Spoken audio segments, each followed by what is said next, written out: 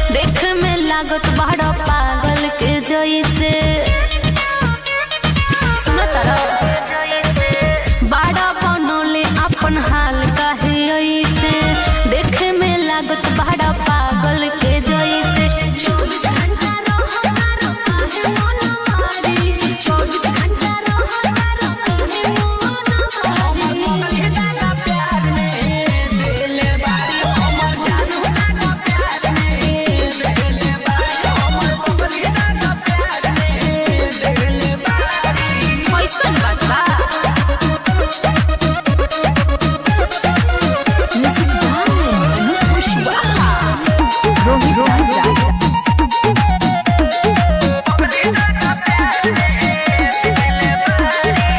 जानता दुनिया सारी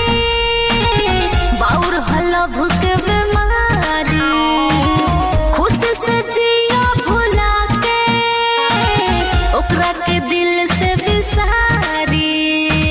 अरे सब भुला जा कैसे भुला जाए हो नहीं खाता हूँ नहीं पीता हूँ दिल में तो लेके जीता हूँ ऊपरों से निमन तोरा मिल जाई है प्यारी ऊपरों से निमन तोरा मिल जाई है प्यारी मोहता का प्यार में दिल बारी हमर जानू का प्यार में दिल बारी हमर बबली का प्यार में दिल बारी बबली दादा बबली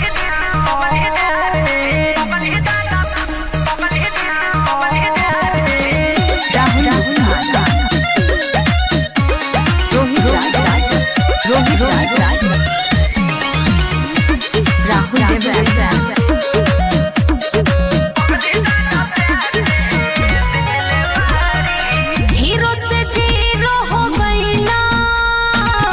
काहे के दिलवा लगईला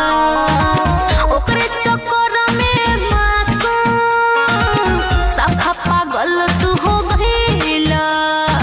ओह अब भुला भी जाओगे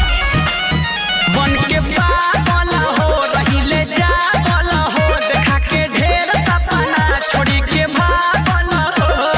परवा पूछे ससी तो है कब मिला चारी परवा पूछे ससी तो है कब मिला चारी सोना दादा प्यार में दिल बारी हमर जानू दादा प्यार में दिल बारी हमर बबली दादा प्यार में दिल बारी बड़ा बनोले अपन हाल काहे ऐसे